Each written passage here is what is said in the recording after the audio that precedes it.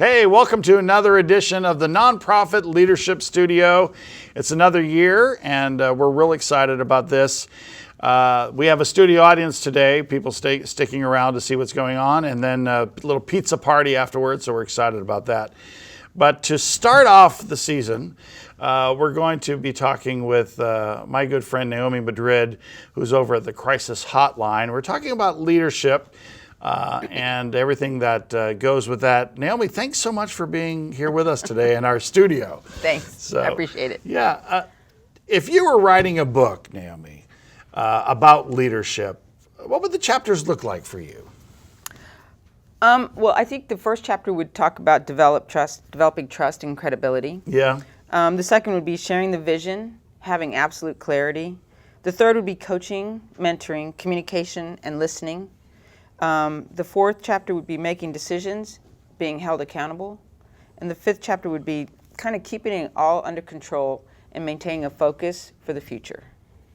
So talk a little bit about that, maintaining it under control and a focus for the future. What's that all about in terms of leadership?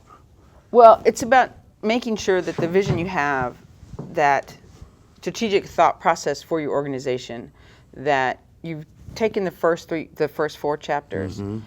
If you have that piece, those four pieces of it, and you are able to maintain that credibility, that strong communication, that vision sharing, then you just maintain that focus and keep it going forward. Mm-hmm. Not being, not going down other roads, but just maintaining the focus to be the leader that you want to be. It's a little, I've got to flesh that one out maybe. Well, you're still in the middle of writing the book. I'm still in the middle, sure. Now tell us about your path to being a leader. When I met you a number of years ago, you were running the People with AIDS Coalition. Was that your first leadership experience, or does it go back before that? I think it's interesting. I think it's interesting that you see me as a leader. I see me as a community person just trying to make a difference in this world. But there are responsibilities that go along with leadership that I know that I have and I do on a daily basis. The path that got me here, it's interesting. I started out as a youth minister, as a director of religious education. I had 1,000 students that I was responsible for getting there. Was this in Houston, or where was this? This was in Dallas, right? Mm-hmm. I was in college, and then when I was out of college. Mm-hmm. And people gave me a hard time. I was 22, I had all this responsibility, and I realized then that I needed to maintain certain characteristics. I needed to be honest and credible. Mm-hmm. I needed to be transparent, and I needed to be strong and maintain perspectives, particularly with kids, that I don't think a lot of 22-year-olds have. Mm-hmm. From there, I worked for the church for several years, and in 1995, went to work for a nonprofit in Dallas, Oakland Community Services, and stayed with them for a couple of years, and then moved to Houston. And in Houston, I started out my career actually at the city of Houston. I was a health planner, but within a year was at the People with AIDS Coalition of Houston, where I was. And how long did you run that? About 8 years. Yeah, so quite a while. And then how do you come to be running now Crisis Hotline? That's a good question. Because that's sort of an interesting transition, isn't it? Well, I consider it somewhat in the same field. It's health-related still. Yeah. It's just a mental health, emotional crisis situation. I was a consultant with them for 4 years, and the executive director resigned, and the board, I had been involved in various levels as a consultant, from grant writing to finance to program development in terms of evaluation and quality assurance. And so they asked me to stay on an interim basis. Mm-hmm. We did an assessment. 6 months later, they asked me to stay. I agreed to stay a year. And that year was up in June, so I've continued to do it. And yes, I'm still staying. As you know, in nonprofit world, you say you're going to give it a few months, and 13 years later, you're still there. So it just happens. And tell me about the process of that board. I mean, when the board was interested in you being there interim, and then they were interested in you staying a little bit longer. What was it about your leadership, or what was it about the results that were being produced that made them want to keep you? The organization was going through some programmatic and transitions and some financial challenges. And I had been dealing with the financial challenges for about a year before. And I look at it like it's steering a huge ship. And it was going to take us a while to get on a different financial road. And I think, given the history I had with them about the financial position, they wanted me to stick around to see if I could straighten that ship.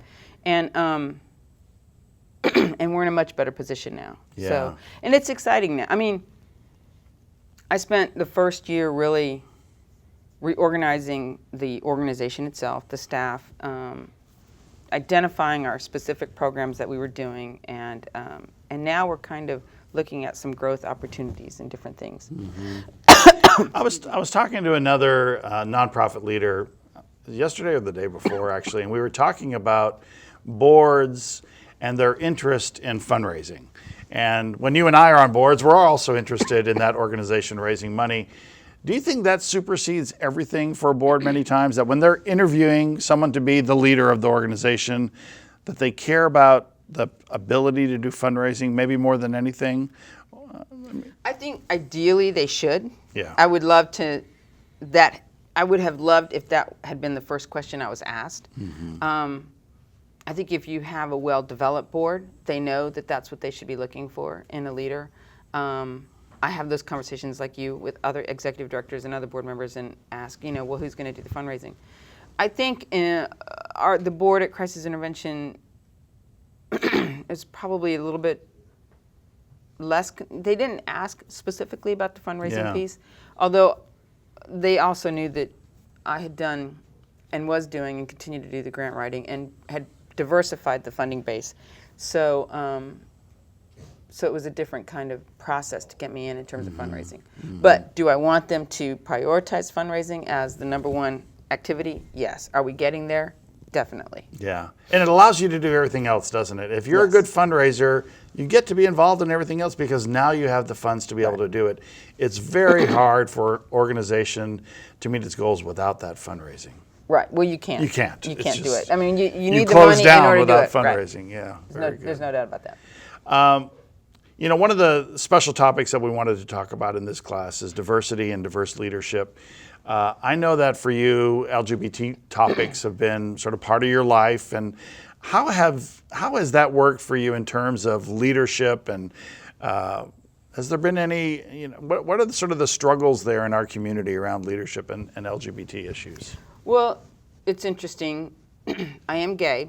I have a partner. I have 3 kids. And I don't think I've met the third one. he just came home a year ago. It was a surprise to us too, and we could talk about that in a different capacity. I think one of the safety nets for me being gay was working in the HIV/AIDS field, where it was obviously very accepted. There weren't a lot of lesbian leaders, which was interesting because the HIV movement was so gay male focused. But I've always been relatively well accepted, and I think because I really try to empathize with my clients, with my constituents, my staff, that there wasn't a feeling of threat. Yeah. And I think that helped develop my leadership. Now, I think some people, being gay, being a lesbian has not held me back in any capacity. And when you have kids, you can't let it hold you back. Yeah. Because it's important for them to see that, hey, we're just like anybody else, Right.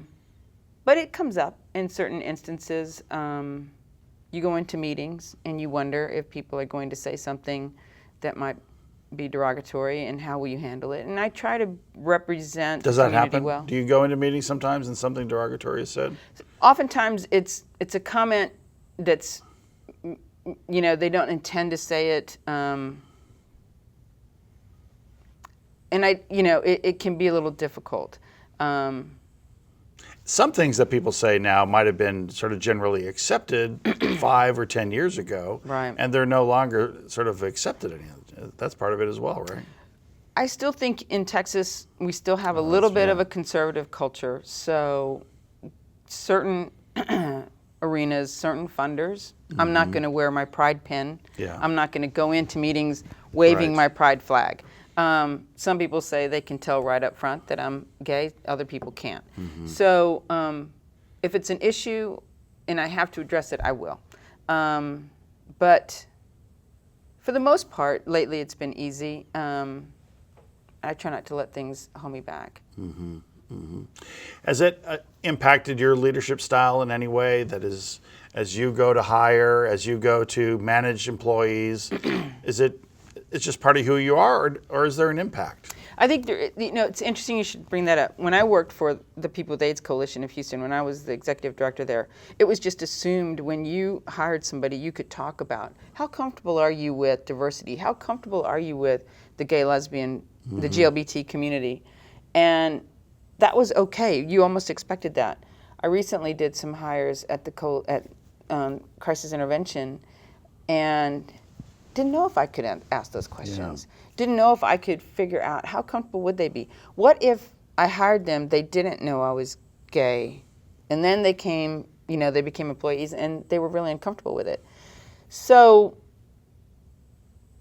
we tried to have a little discussion around diversity, but I do think periodically, we run a call center, and we can have call staff come in, and I have pictures of my family up, and they might stop for half a second and go, oh, okay.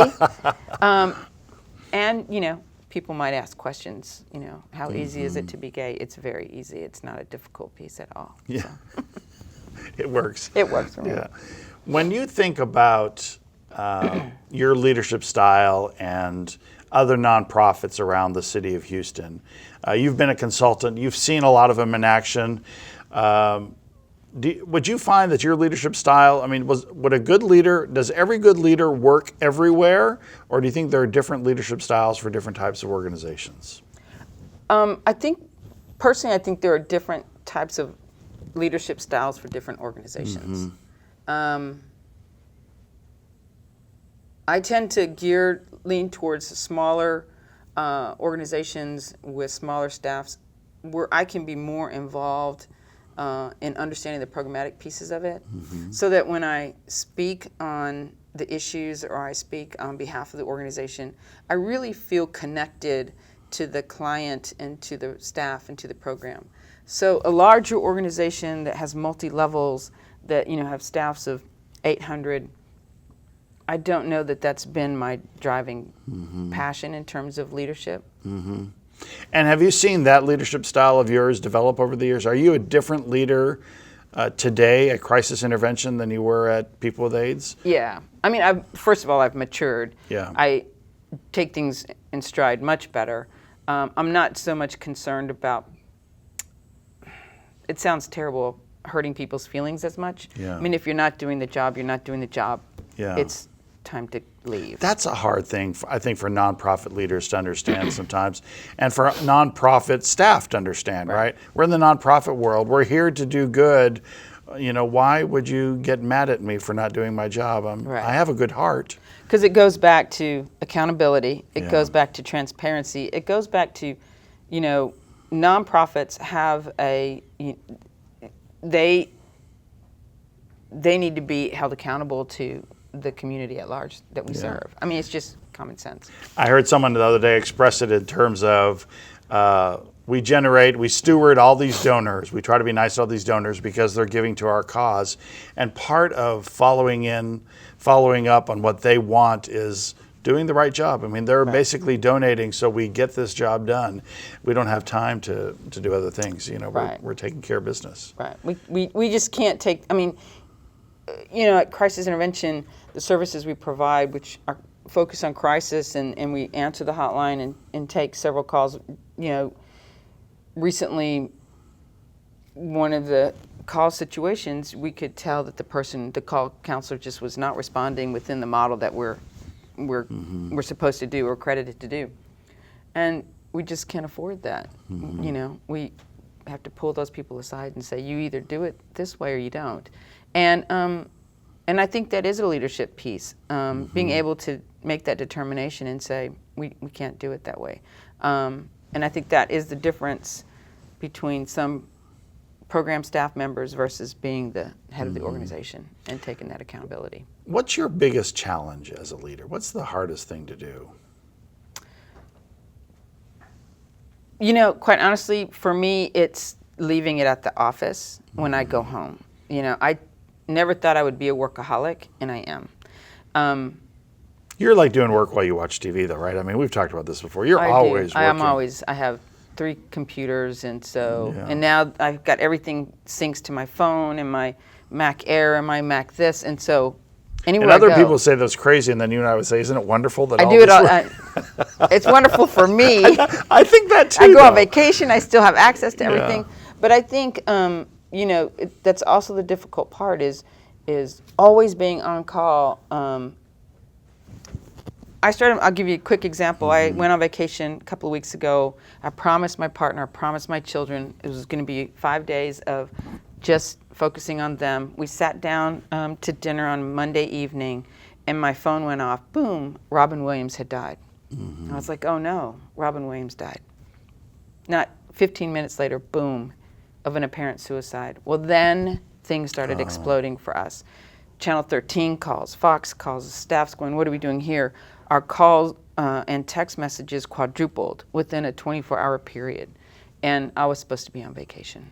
So I'm trying to drink a pina colada, you know, with my family and my partner and talk to Channel 13 at the same time. So to me, those are really difficult situations. It's like a little picture of heaven for me, pina colada and media, you know. So. But you know, to me, I'm the leader of the organization. I can't just say, well, you know, I'll call you tomorrow, because it's that critical and it's that. So I think that's a difficult piece, is trying to balance the family. Give me a peek in your world, though. When there's a very visible suicide like that of Robin Williams, and you say it makes for all these calls. I mean, do other people who were maybe on the verge of suicide or thinking, I mean, does the crisis intervention, does the hotline really just start going wild? It does. And it goes, whenever there's a big suicide, even if it's a famous person, we tend to get more calls. But crisis situations in general, when teenagers kill themselves, we tend to get a lot of calls, particularly from youth and adolescents who ask a lot of questions about the feelings that they have and whether the same. So you see peaks and valleys. Yeah. We often get questions, you know, we do a lot of work with children, but one of the things we work on is human trafficking. And we will hear people say, is that really hard? I mean, does it like settle with you, and is it really tough? And, you know, the answer is it's hard a little bit, but I generally don't take that home with me, you know, that part. Is it harder when it's some of your staff and they've been actually talking to some of these people? Does that become tough, or are they able to separate as well? I have a terrific staff. You know, we have a lot of master's level candidate students from the social work, School of Social Work at the University of Houston, and counseling students and volunteers. And they are certified to do this through the American Association of Suicidology. And they're great at just listening, you know, doing the counseling, making the referral, and just letting it go. So it makes me feel good, because then I can just refer people to them and let it go from there. And some stuff sticks with you a little bit for the most part, but it for me, it's just we need to be prepared, because there are trends, and we'll start to see maybe other people repeat and do the suicides. When you look around town at all the nonprofits that you and I work with every day, are there a few nonprofits that you pick out to say, wow, these guys are doing a really good job? I mean, are there a couple that you would pick out? Well, I'd say Children at Risk. Thank you very much. I think I do, and I had a little list. Where did it go? Hold on, don't go away. I'm a big fan of neighborhood centers. Oh, yeah. I think what they've done in the various communities and going in and providing the services and setting up services, and what they've done in Southwest Houston even, is pretty fascinating. I go to their luncheon. I think, I really like Angela Blanchard's style, and I think she's just maintained a focus on getting stuff done. I'm a big fan as well of SNAP. I always have been. I use their services when we get puppies and kittens, and I think again that was a service that kind of was creatively developed and has really met a pretty good need, and a lot of people don't know about it, which I think is kind of interesting. So, so those are a couple. I like those. Are there a couple that are sort of real underperformers that you think, man, they have such a great mission? And you don't need to name names, but are there a couple that you see around town? It seems like I see some that I think, what a great mission. With just a little attention, this could be a great group. Do you see that as well sometimes? I do, and I think it can be really frustrating because you, as a consultant in particular, it was like if you would just think about providing this service to improve your overall scope, then you could possibly access funding in this arena. I think crisis intervention at one time was one of those who we're certainly improving, but we were pretty stagnant for a long time. And so the past year we've tried to reintroduce ourselves to the community and do a little bit better marketing and smaller branding processes. So it can be frustrating, yeah. Do you think that there are times when leaders just need to move on because because crisis intervention had a good leader for many years. She moved on, but it was time to do some different things. Do you think sometimes that happens with organizations, that no matter how good they've become, sometimes the leader just needs to move on?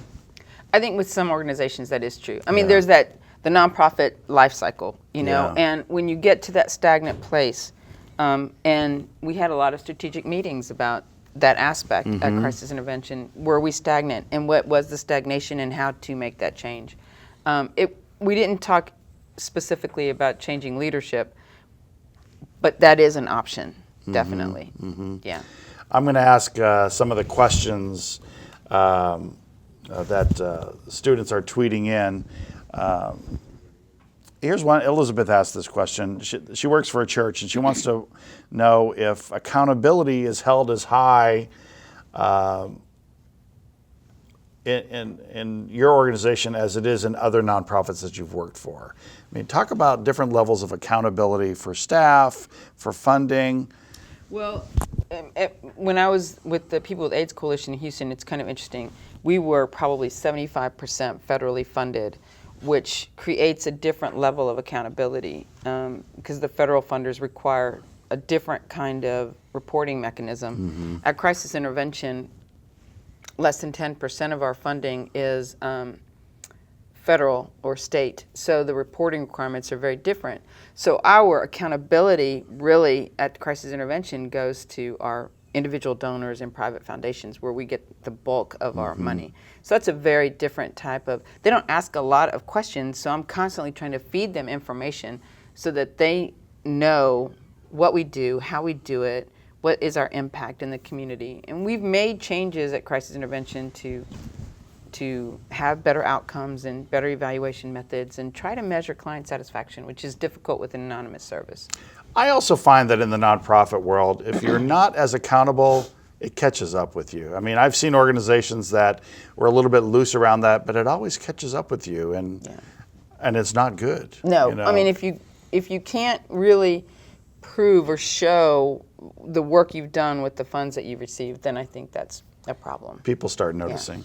Nini has a question. Nini Corazon wants to know, coming from the corporate world, is it harder to get a job in nonprofits if you're coming from the corporate world than if you're coming from the nonprofit world? Sort of an interesting question. It is, because I know so many people who go from the nonprofit world into the corporate world. I don't think so. I think corporate people have an interesting set of skills that really is beneficial to a nonprofit. Nonprofits don't always follow a business type model, which I think is a problem too, because you're still a business. You still have to maintain that type of structure.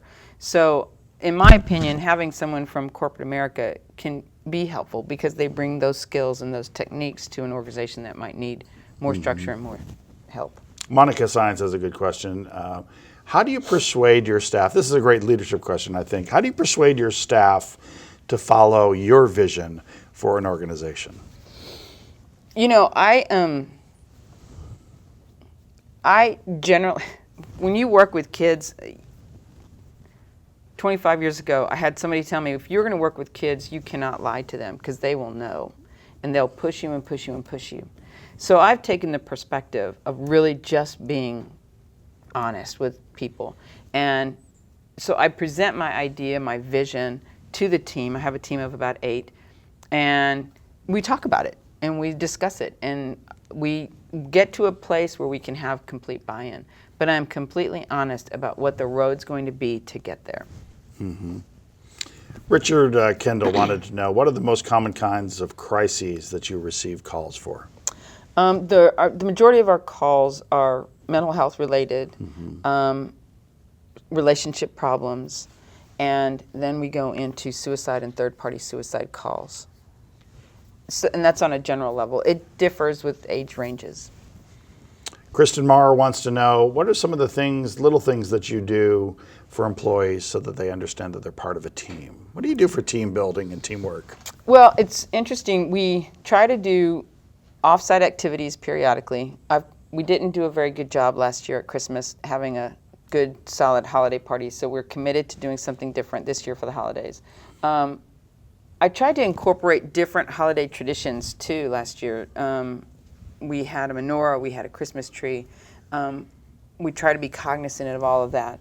The other really interesting thing for me has been quarterly I meet with all the call staff, and we have almost 60 call staff and volunteers. That is an awesome experience because you get the firsthand knowledge of what they're doing. And I think it makes them feel good to have the executive director sit there and talk to them about what they're hearing, listen to their concerns, and then try to make changes. And we do try to do that. Mm-hmm. You know, one of the books that we're reading is the Good to Great book. And one of the sort of the first steps around Good to Great for organizations is getting the right people on the bus. When you go to hire your team, are there a few things that you're looking for, especially for those team members that might report directly to you? I'm looking for some creative people. You know, you always say independent workers, and that is a strength for me. I'm not a micromanager. I really want to believe that if a person wants the job and they're qualified, and they're given, you know, some levels of opportunity, that they'll take it and run. And I have to admit, I look to your leadership style and your staff, and I have tried to model it. I think, you know, you have a great team, and I've worked with them. Mm-hmm. And they're creative, and they're energetic, and they have ideas, and I think I've watched you with them. Okay, you have the idea, let's get it done, figure it out. Those are the things I look for in a team member. And we're getting there. I have some really dynamic folks on the team now. It makes it easy when you have great staff, doesn't it? It does. They come to you, they have the ideas, and before you know it, the program is developed, and all we got to do is find the money. And it makes it hard when you have bad staff. It's amazing. Drags you down. One of the things, you know, we used to be in this United Way leadership circle together, and we would often talk about when there are problem staff, you know, whether you try to get them to do better or whether you get rid of them quickly. It seems like whenever all of us would struggle with, you know, getting our staff to be better, that one problem staff member. But when we would discuss it as a group, it was always, you need to just get rid of them. Yes. And that's sort of an interesting thing with, I mean, is that a model that we should all sort of understand a little bit more? Is that it takes too much time if someone doesn't have the tools? You know, I think you know, if you don't handle the situation quickly, which I don't always handle the situations quickly. I'm trying to be better about it. Yeah. The fallout can be detrimental, particularly if you start losing good staff people because there's so much dysfunction. Mm-hmm. So I try to keep the dysfunction at a minimum. And if there is dysfunction, we try to address it quickly. Sometimes you don't see it for 3 or 4 months, maybe even a year. If the employee gets tired or they get bored, then you start to see things happening. Because the fallout can be really bad. Yeah. I find that as a leader, I'm still learning. It seems like every day I learn something. And just when I think, well, maybe I have this down, something goes wrong, and I'm like, oh, I need to do that better. Do you find that as well? It's always still a learning experience for you? It's always a learning experience. I'm a good Catholic. You know, I'm trying to make it better every single day, and I'm never going to make it. I mean, I'm Latina. Don't you want to get there, though? Catholic. I still want to get there. Trying every day. So I take every day as a learning opportunity and a way to improve my leadership style. Marta Alvarenga wants to know about the metrics that you use to measure the success of your nonprofit. So many nonprofits these days, and this goes maybe back to the accountability question in some ways. So many nonprofits, will have metrics that they shout out to the world. This is how we know we're doing a good job. What are some of the metrics that you guys use? That's a really good question because I think we're still developing them. I think 2-3 years ago it was an issue of how much money was in the bank in terms of a reserve, and as opposed to the impact we had serving the community. And because we do our services in an anonymous fashion, it's really difficult to measure client satisfaction. It's difficult to measure the impact that we have. But we are trying to do that by, for example, making sure that calls are answered, but at the same time making sure, some people say that there's a standard with hotlines that you shouldn't be on the phone for more than 14 minutes. If you have a suicidal caller, it can be a 45-minute call. Yeah. We do texting now with teens, and we take in, almost 1,000 texts a month.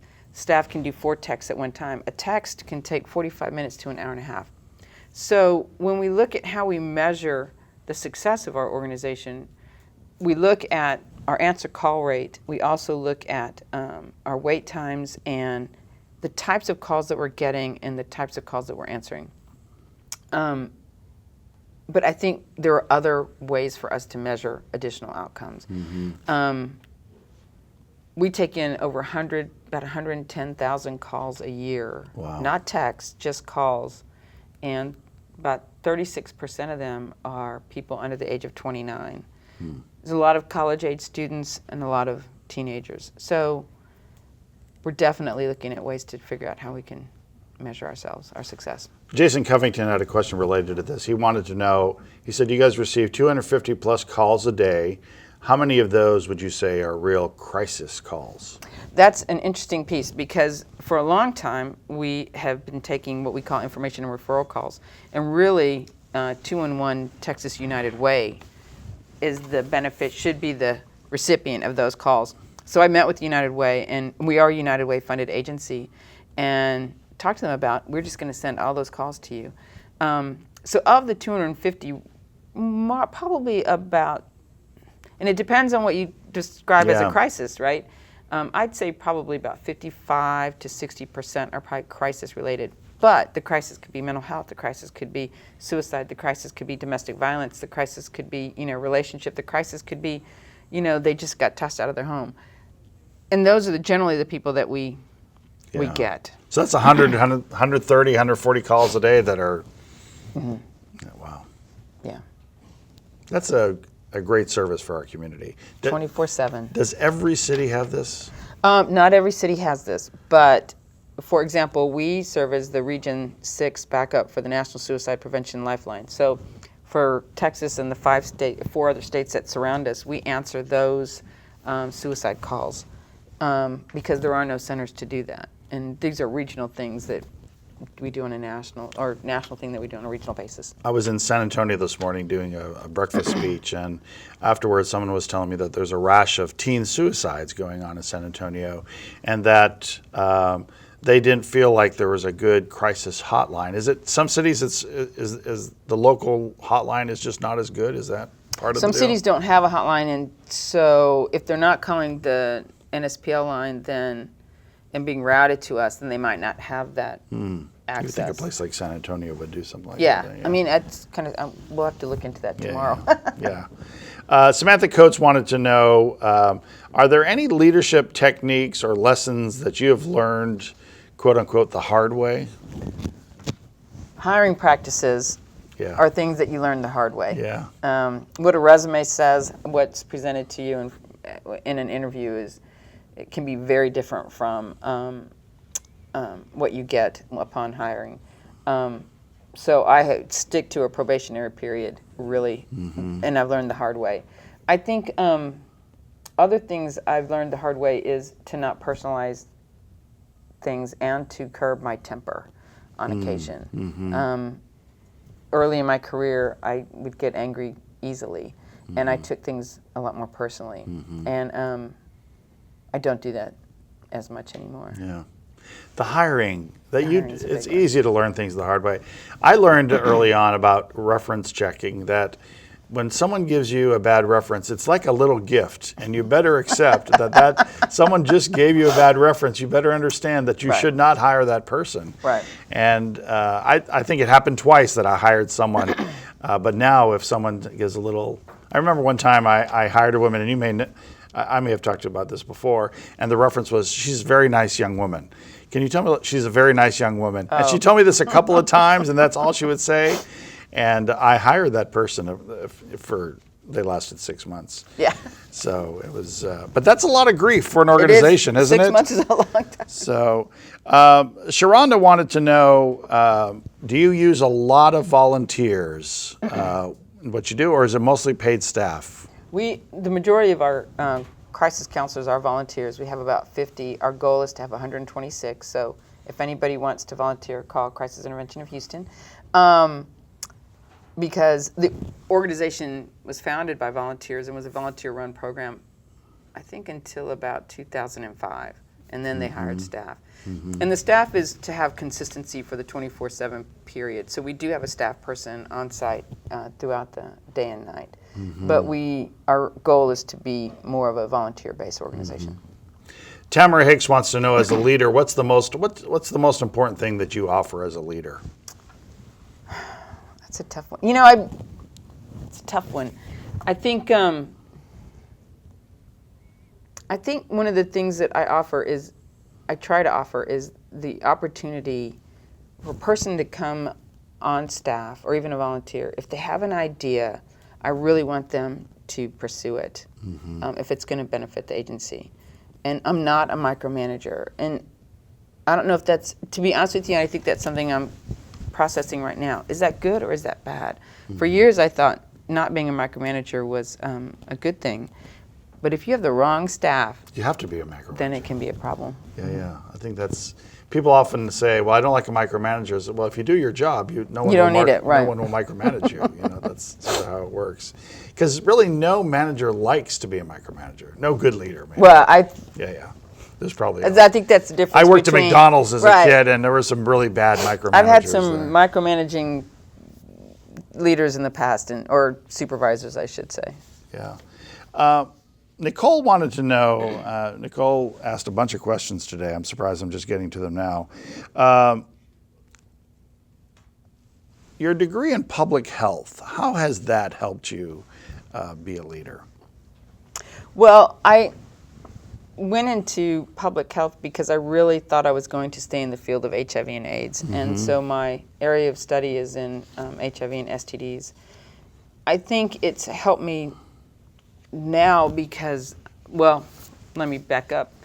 I took a biostatistics class. I do a lot of statistical analysis now. I have contacts at the epi department, so we can look at trend analysis data. Those are the things that I never thought I'd ever say in a job. Do we have a trend analysis? What does the data look like? Have we, charted this to see where it's going? And those are the things I really learned in my master's program, and I use them daily. So Brittany wants to follow up. Brittany Monet wants to know about what steps did you take to curb your anger and not take things personally? Isn't that interesting? Right off the bat right here. And that's good. I mean, a lot of leaders have this. It's interesting that you mentioned this sort of quick temper. We see a lot of leaders in the field. And part of it is the stress. It is a lot of stress. But how do you manage that? I have to be very purposeful about it. I think I don't, it may have been the situation I was brought into early on at PWA. It was dysfunctional at some levels, and there's a lot of backstabbing, a lot of back-talking, among the staff, and that was very, very difficult to manage, and it would make me very angry. I don't put myself in those situations as much anymore. I think when I get really angry now, and I've matured. I mean, it's been almost 20 years, and having kids, I think, curbs your, that initial burst of anger where you might throw something, because you just can't do that with kids. So I really try to be more reasonable. I take deep breaths. I like to take a lot of deep breaths, and I think before I speak. If a situation presents itself and it's really, really bad, or I'm going to get angry, then I might go to my office and just sit quietly until I can get control so that I don't say something that's going to be damaging or, bad down the road. Most people can tell if I'm really angry. I slow down my speech and I just walk away. Oh, wow. Tell me a little bit about when you look to your future as a leader, are there things that you really want to accomplish that you feel like you haven't gotten there yet? Well, being here is interesting for me. Again, I go back to a leader. I have a hard time with that. I lead my soccer team, my little 10-year-old soccer team. I lead the 4-year-old soccer team. So to me, there's a lot of responsibility associated with that. I'm honored to be considered in that capacity. But I do think I have a lot more to do, yes. I would really like to do some things that crisis intervention, technology-wise, for teens and youth. I'd like to be in more school districts. And I think if we can meet some of those needs, then I might be more satisfied. You think you'll be there for a little while? Probably. Maybe. Do you have a job ever, Naomi, that you're just thinking, man, I'd love to do that? Whether you might do that or not, do you think about jobs like that? No, not really. Yeah. I love being a consultant. I thought it was really great because it gave me the opportunity to learn so many different things from different organizations and meet a variety of different people. And we work with different groups, nonprofits. We work with tribes. We work with rancherias in California. So all in nonprofit world, though, all in the nonprofit sphere. And it was really fascinating. And I found every morning I was challenged. And I think for me as an executive director, every morning I wake up, I'm challenged. When I worked at the city of Houston, after 6 months I woke up, I wasn't challenged. And I think that for me is the big difference in how I see my position and how I see myself in the organization and in the community at large, that I am challenged to do something different every day. Wow. I meet a lot of people that work in the corporate world and other jobs that they are unsatisfied and they're not as excited about their job. And I've been at Children at Risk for 9 years, and it seems like I still get super excited about the job. Is that how I guess you're feeling that same thing every day, right? Well, I think that's the beauty of the position and the beauty of the work that we do. And I think when people aren't excited about their job, then there is a reason to stop and rethink and reconsider. The old adage, you find a job you love and you never work another day in your life. I'm not sure that that's true because I feel like I love my job, but I'm still working. Right, but, I think so. But I understand about all the excitement. A couple more questions from the class. Spencer McGuire wanted to know about some of the best practices that you feel like you've implemented since you've been the executive director that have had a positive impact on crisis intervention. Excellent question. Yes, deep thoughts. I wasn't prepped for that one. Some of the positive. Fundraising is probably doing more fundraising, right? I guess is one of those. We do have more fundraising. We're doing more technology thing. We just recently revamped the administrative staffs. And when I say administrative, it's me and the program staff. We redid everybody's IT pieces and moved to Apple products, which was a big deal. And it was very exciting because most people were already using them. Yeah. So I think for me, what I try to do is listen to their needs and some of the things that they want out of their work experience. We've implemented opportunities for staff to work at home, maybe a couple of days a week, and we can call in, and trusting that situation. And it's worked out fairly well. We are a family-friendly organization. Many of us have little kids. So we try to be flexible with schedules, and oftentimes we have children on site. At one point I had a cradle in my office because I had a newborn. So those are some of the things. I don't know that, and I think what that does is it helps improve morale in the workplace, and that's been a big piece for me, is trying to keep morale up and high. One more question before I go to our final 5 fun questions. What does true diversity mean to you, and how do you foster that in your own organization? You know, I think it's interesting. When I was with PWA Coalition, diversity meant meeting some federal guidelines because we were so heavily funded by the federal government. To me, when at crisis intervention, our diversity is based on not just having racial and ethnic diversity, but we have some really good cultural diversity in terms of lifestyles and religion, and that has really been very, very positive for me. So we try to elevate the diversity piece to a level of understanding everything about it. We do offer bilingual services, sure, and we have bilingual staff, but we also push acceptance and understanding and respect among the various folks that work in the system.